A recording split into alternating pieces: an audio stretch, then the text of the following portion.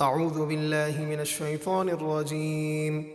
بسم الله الرحمن الرحيم. يا أيها الذين آمنوا لا تلهكم أموالكم ولا أولادكم عن ذكر الله ومن يفعل ذلك فأولئك هم الخاسرون.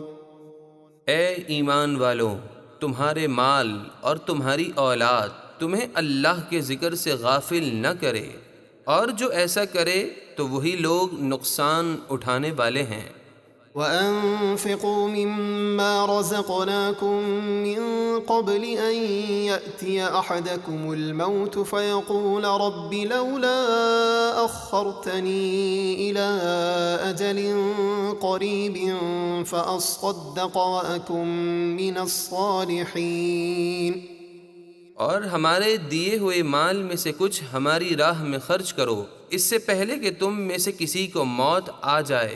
پھر وہ کہنے لگے، اے میرے رب، تو نے مجھے تھوڑی مدت تک مہلت کیوں نہ دی کہ میں صدقہ کرتا اور نیکوں میں سے ہو جاتا۔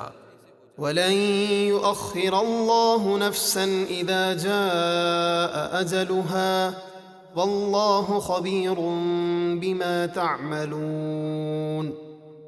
اور اللہ ہرگز کسی جان کو مہلت نہ دے گا جب اس کی موت کا مقررہ وقت آ جائے، اور اللہ تمہارے سب کاموں سے خوب باخبر ہے۔